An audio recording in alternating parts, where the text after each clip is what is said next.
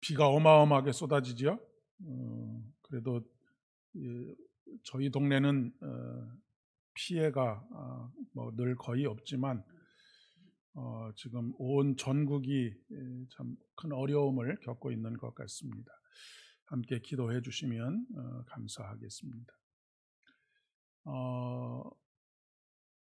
레오나르도 다빈치라고 하는 아주 유명한 화가가 있습니다.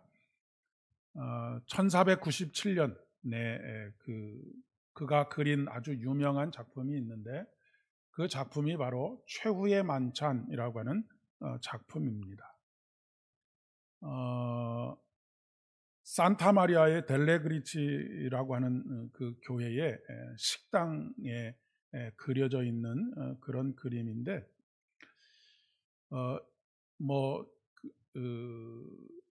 이 최후의 만찬의 주제가 배신이라고 하는 그런 주제를 가지고 있다라고 하는 이야기를 하곤 합니다. 다빈치가 이 그림을 그리기 위해서 제자들의 성격을 열심히 파악하고 연구하고 그리고 그들이 어떤 일들을 했는지를 참 많이 연구를 했다고 합니다. 왜냐하면 예수님께서 중앙에 앉아 계시고 제자들이 옆에 도열해 있는데 그 표정 하나하나를 좀 사실적으로 묘사하고 싶었기 때문이라고 하는 것이죠. 그림 속에 그가 어떤 사람인지 그가 그리고 어떤 활동을 했는지를 다 집약해서 넣어보고 싶었던 모양입니다.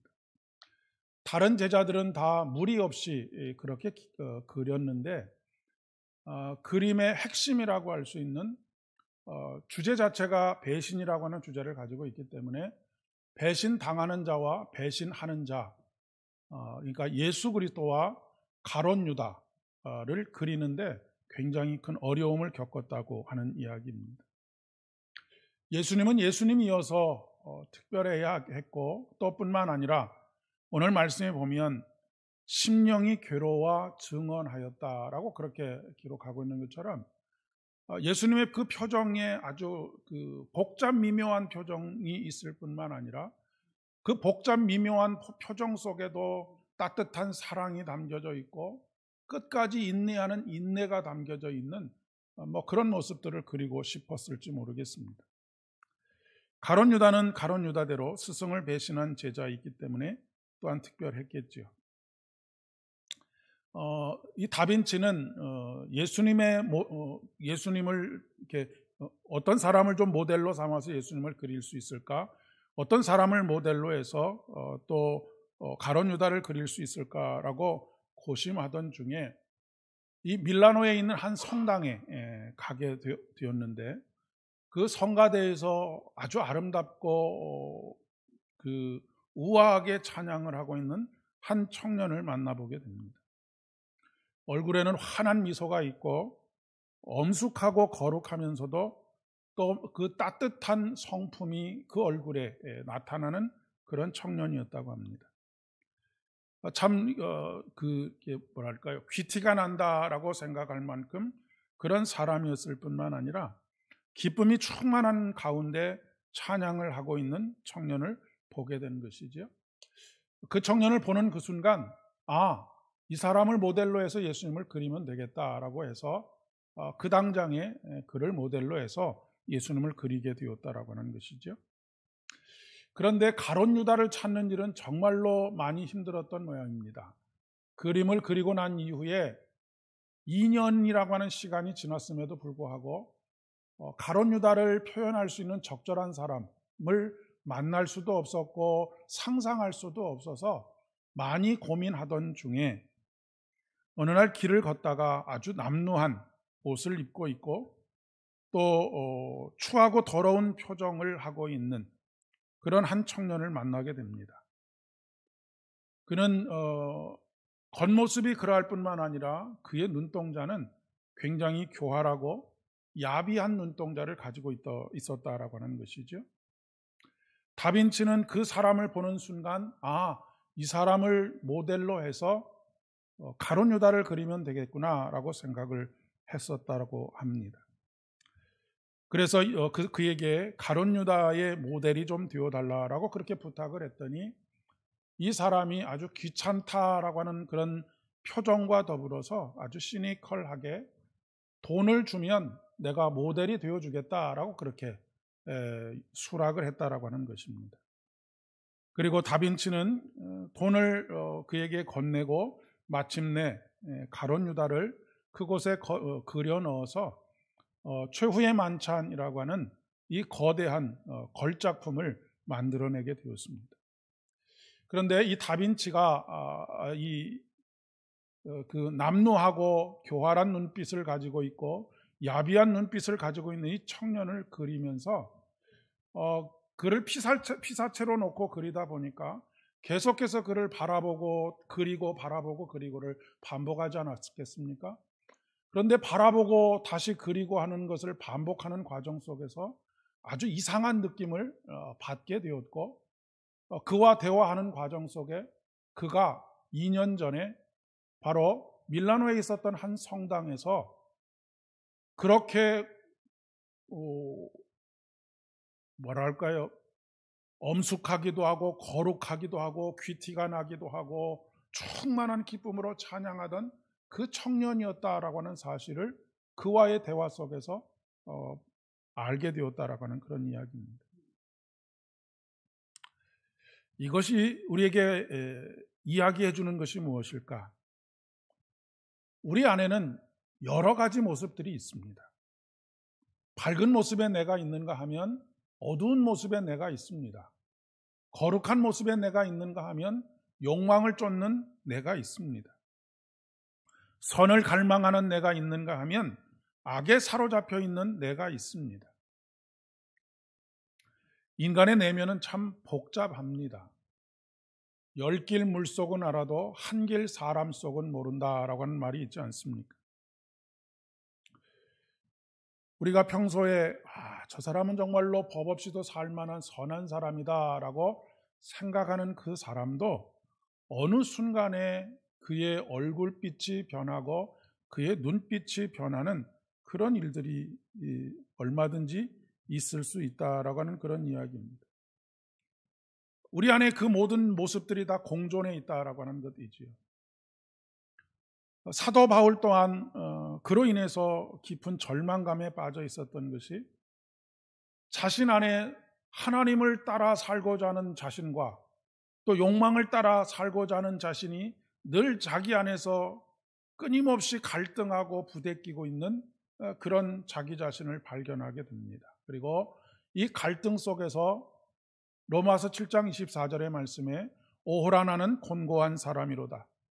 죽을 것 같은 이 사망의 몸에서 누가 나를 건져낼 수 있겠는가라고 하는 탄식을 하게 되지요.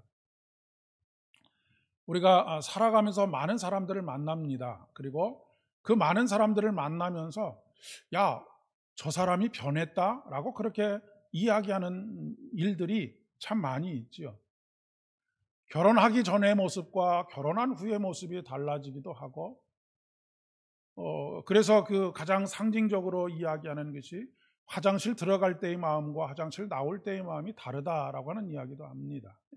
그런데 사실은 그것이 사람이 변한 것이 아니고 그동안 우리 안에 내재해 있었지만 감춰져 있던 것, 드러나지 않았던 것들이 드러나는 것이다라고 하는 그런 이야기입니다.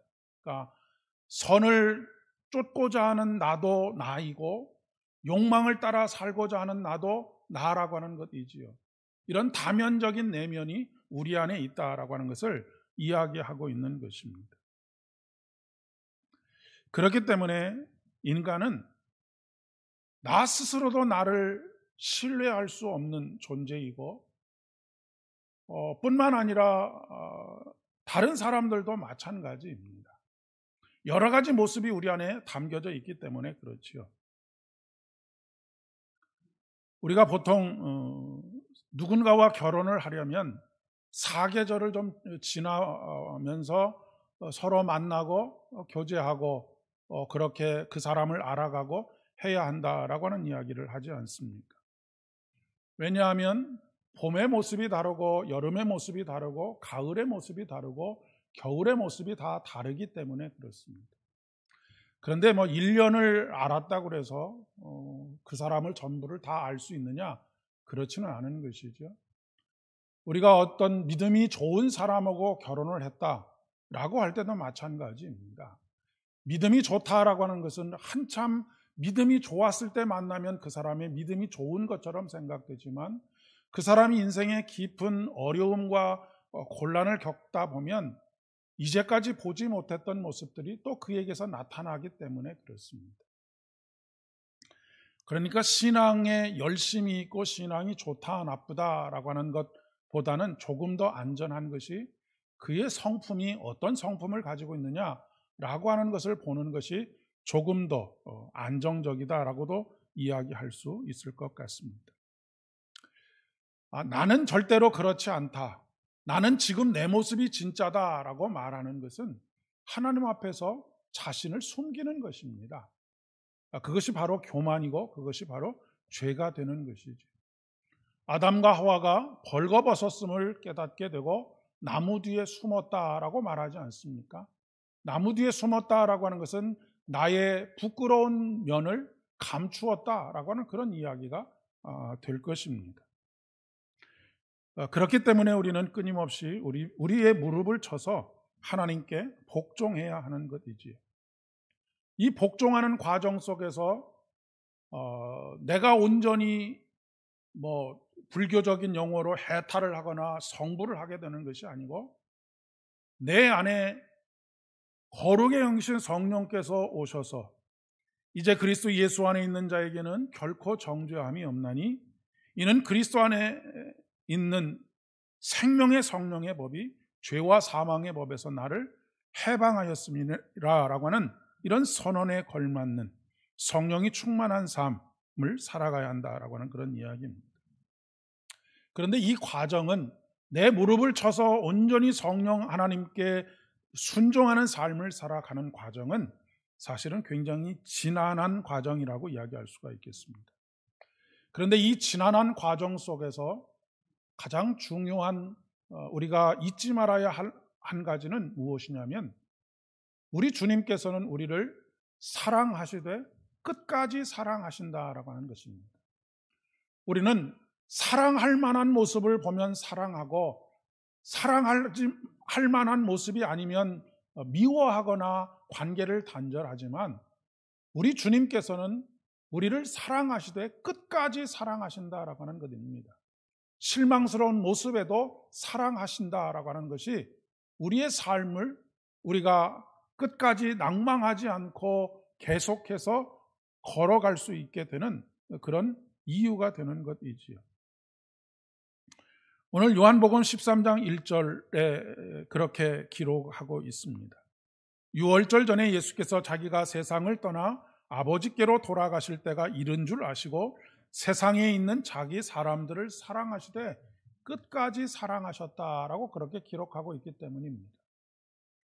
이 요한복음 13장에 나와 있는 내용이 몇 가지가 있는데 1절부터 시작되는 말씀은 예수님께서 제자들의 발을 씻겨주시는 모습이고 그리고 그 이후에 나오는 말씀은 바로 가룟 유다가 예수님을 배반하게 될 것이다 라고 하는 것을 말씀하시는 것이었고 또 그 중간에 그 다음에 있는 말씀이 뭐냐면 너희가 서로 사랑하라 새 계명을 너희에게 주노니 너희가 서로 사랑하라 라고 하는 말씀을 주시고 난 이후에 다시 그 말씀 이후에 어떤 말씀이 이어지고 있느냐면 베드로가 닭이 3번 울기 전에 나를 부인할 것이다 라고 하는 말씀이 기록되어 있습니다. 그러니까 가룟 유다의 배반과 베드로의 배반이 있음에도 불구하고 처음부터 끝까지 예수님께서 견지하고 있는 자세는 어떤 자세냐면 그 어떤 모습에도 불구하고 끝까지 사랑하는 것을 멈추지 않고 계시다라고 하는 사실입니다. 이것이 바로 지난한 우리의 변화의 과정 속에서 우리를 정말로 우리답게 만들어 나의 나됨이 하나님의 은혜인 것을 고백하게 만드는 가장 결정적인 이유가 되는 것이지요.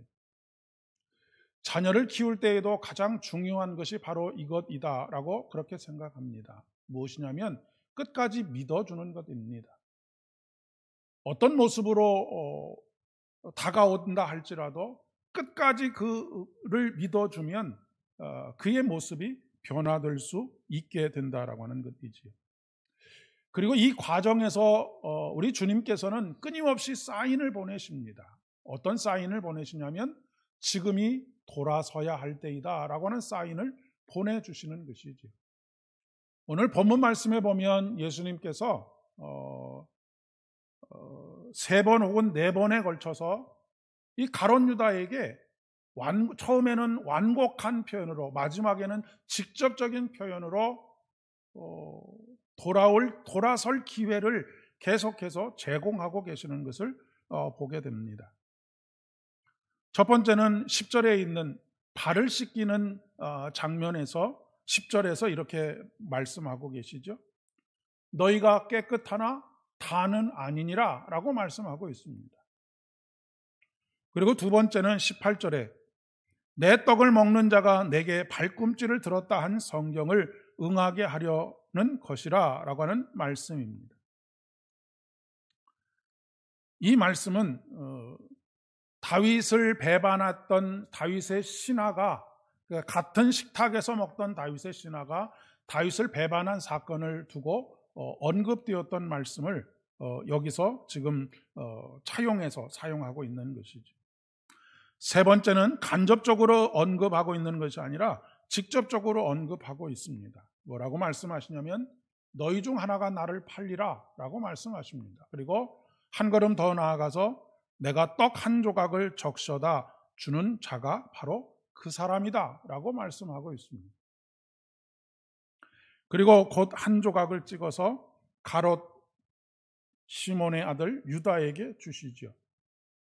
이 당시에 유대 지방의 풍습에 의하면 식사 풍습에서 음식을 찍어서 건네주는 것은 특별한, 내가 너를 정말로 특별하게 사랑하고 있다라고 하는 것을 표현할 때 하는 행동이 바로 음식을 찍어서 주는 것입니다. 그러니까 지금 예수님께서 최후의 순간까지 가룟 유다를 향한 당신의 사랑을 멈추지 않고 계시다라고 하는 것을 이야기하고 있는 것이죠. 그런데 참 아이러니하게도 그 조각을 받은 후에 곧 사단이 유다에게 들어갔다라고 그렇게 기록하고 있습니다. 사단이 들어갔다라고 하는 것은 그동안 예수님을 떠날 것인지 말 것인지, 팔아넘길 것인지 그렇지 않을 것인지를 갈등하던 유다가 완전히 마음을 굳혀버렸다라고 하는 그런 의미입니다. 왜 그렇겠습니까? 자기가 생각했던, 그리고 자기가 이루고자 했던 나라와 예수님께서 이루고자 하시는 나라가 전혀 상반된 나라이구나 라고 하는 것을 마음속에 확신하게 되었기 때문에 그렇습니다.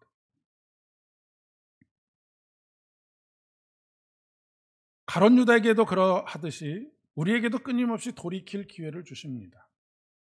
그런데 우리는 못 본 척 할 때도 있고요, 못 들은 척 할 때도 참 많이 있습니다. 눈치가 없는 것인지, 알면서도 짐짓 모르는 척하는 것인지, 우리가 살면서 이것이 죄다라고 하는 것을 알면서도 눈을 질끈 감고 죄를 저지를 때도 있지 않습니까? 뻔히 알고 말하는 것인데도 불구하고 모르는 척 거짓말을 하는 자녀를 보는 부모의 심정, 부모가 가장 자녀에게 실망할 때가 그러할 때라고 하는 이야기들을 하지요. 그것은 바로 부모에게 거짓말을 할 때입니다. 그러니까 어떤 잘못을 저지를 수는 있습니다. 잘못을 저지른 것은 원상복구를 하면 되지요. 그런데 거짓말을 하는 것은 굉장히 마음에 실망을 가져다 주는 것입니다. 알고 묻는데도 거짓말을 할 때 마음이 무너지게 되지요. 거짓은 거짓을 낳고 거짓은 더 큰 거짓을 낳습니다. 왜냐하면 거짓을 감추기 위해서는 또 다른 거짓말을 해야 되기 때문에 그렇죠. 가룟 유다는 끝까지 눈을 감아버렸습니다. 그리고 하나님 나라가 아닌 세상 나라를 선택한 것이죠. 우리가 선을 택하면 주님의 선한 도구가 되지만 악을 택하면 악의 도구로 전락하게 되고 맙니다. 여러분, 뱀도 하나님의 피조물 중에 하나입니다.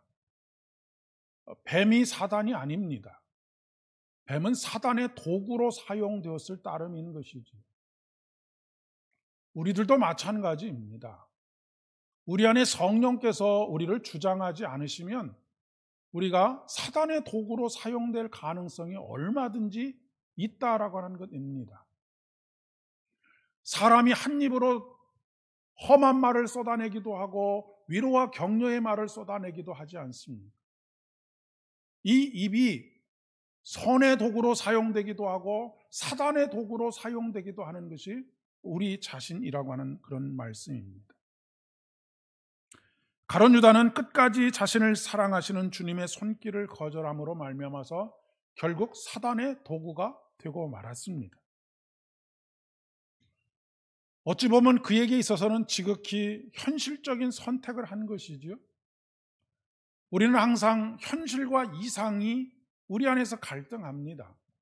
하나님 말씀대로 살아야 한다라고 하는 어떤 이상적인 그런 생각들이 항상 있지만 우리의 마음속에는 늘 현실이 우리의 발목을 붙잡고 있기 때문에 그렇습니다. 예수님께서는 그런 가룟 유다에게 내가 하는 일을 속히 하라라고 그렇게 말씀하십니다. 이후에 가룟 유다는 아주 무섭게 변하고 있죠. 무섭게 변했다라고 하는 것은 자기 안에 있었던 욕망을 쫓던 그 모습이 그를 완전히 뒤덮어버렸고 그를 지배하게 되었다라고 하는 그런 이야기입니다. 이제 더 이상 자신이 자신을 컨트롤할 수 없는 그런 지경에 빠지게 된 것이죠. 마치 폭주하는 기관차처럼 되고 말았고 급발진하는 차와 같이 제어가 불가능한 그런 상황이 되고 말았던 것입니다. 우리가 신앙생활을 하면서 가장 경계해야 할 것이 무엇이냐면 하나님의 뜻이 아님에도 불구하고 내게 아무런 문제도 일어나지 않고 모든 것이 잘 될 때, 이때가 가장 위험한 때라고 하는 것을 여러분 꼭 기억하셔야 합니다.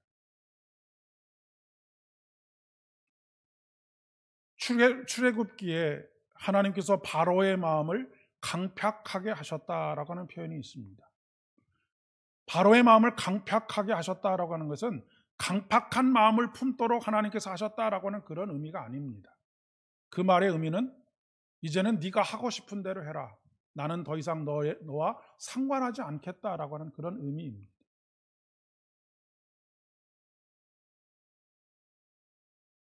바로 왕은 이제까지 하나님께 눌려 있었던 마음이 다시 자기 마음대로 하고 싶은 마음, 그런 마음에 사로잡히게 되었다라고 하는 것입니다. 우리가 늘 살고 싶은 삶이 무엇입니까? 내 마음대로 좀 살고 싶다라고 하는 것입니다. 그 어떤 것도 족쇄가 되지 않고 그 어떤 것도 마음에 눌림이 되지 않고 좀 내 마음대로 내 마음껏 살고 싶다라고 하는 그런 생각들을 늘 가지고 있습니다. 그런데 결론적으로 30절의 말씀에 보면 유다가 그 조각을 받고 곧 나가니 밤이로라 라고 하는 말씀으로 그의 인생의 종말이 어떠한가를 가장 상징적으로 보여주고 있습니다. 오늘 우리가 은혜로 살아갈 수 있는 이유가 무엇일까요? 하나님께서 우리가 우리 마음대로 살지 못하도록 그분의 은혜로 우리를 붙잡고 계시기 때문에 그렇습니다. 만약 하나님께서 우리를 그냥 내버려 두셨다면 우리는 다 나의 소견에 오른 대로 내가 가고자 하는 그 길은 바로 예수님을 떠나서 멀리 가게 되는, 그래서 수많은 이리떼들과 위협하는 칼과 이런 것들에 노출되어 버릴 수밖에 없는, 길을 잃어버린 한 마리의 어린 양과 같은 신세가 되고 마는 것이죠. 그런데 우리 하나님께서 우리를 사랑하시고 은혜를 베풀어 주셔서 오늘도 우리를 붙들고 계시다라고 하는 것입니다. 아까 함께 기도하면서 그런 기도를 드렸습니다. 오늘 이곳에 와서 예배하는 것도, 오늘 이곳에 와서 찬양을 하는 것도, 오늘 이곳에 와서 기도하는 것도 내가 내 마음대로 온 것 같지만, 나의 의지로 온 것 같지만 하나님께서 내 발걸음을 인도하셨기 때문에, 하나님께서 나를 기도의 자리로, 예배의 자리로, 찬양의 자리로 이끌기를 원하셨기 때문에 오늘 이 자리를 지킬 수 있다라고 하는 사실입니다. 그러니 이것이 얼마나 큰 은혜입니까? 우리는 그냥 매일매일 그저 그럭저럭 살아가는 것처럼 느껴지지만 사실은 그렇지 않습니다. 하나님께서 우리를 강력한 은혜로 붙들어 주시지 않았다면 오늘 하루도 어떤 일이 일어났을지 우리는 알 수 없는 그런 삶을 살았을 것이다 라고 하는 말씀입니다. 이것을 볼 수 있는 눈을 가지고 있고, 이것을 느낄 수 있는 마음을 가지고 있고, 또 이것을 믿음으로 고백할 수 있는 마음을 갖게 될 때에 더욱더 큰 은혜가 넘쳐나게 되는 것입니다.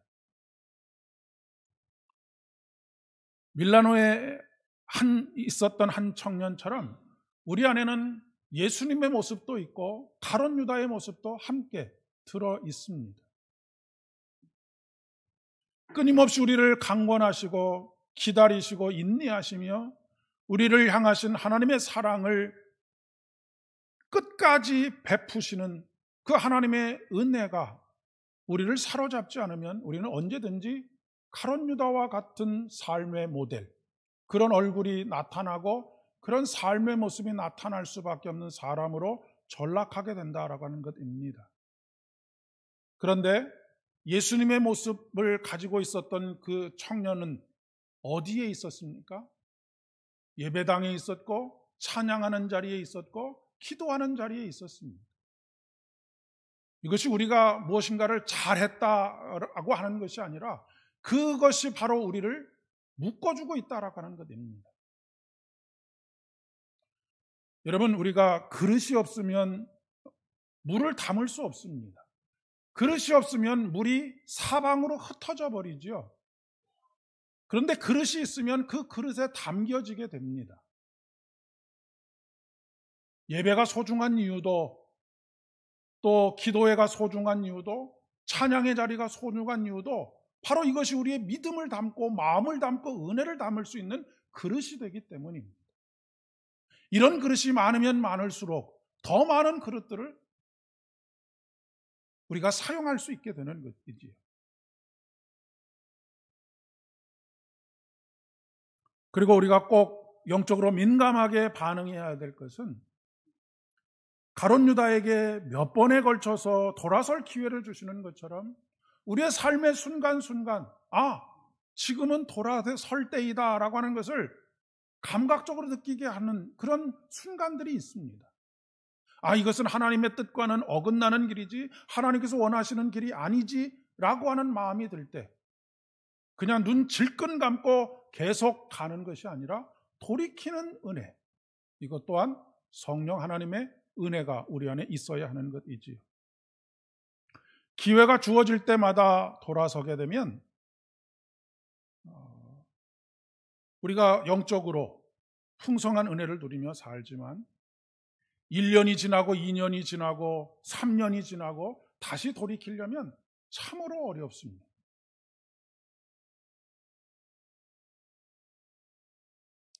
노숙을 하시는 분들이 처음에 노숙을 나가서 처음에는 너무너무 고통스럽지 않겠습니까? 한겨울에 만약에 노숙을 나갔다라고 한다면 정말로 고통스러울 것입니다. 그런데 딱 3개월만 지나면 그것처럼 편한 삶이 없다라고 해요. 우리들의 이 신앙생활도 마찬가지. 매일매일 주의 말씀과 함께 동행할 수 있는 은혜. 이 은혜가 얼마나 큰 은혜인지. 이것은 숙제가 아니고 은혜입니다.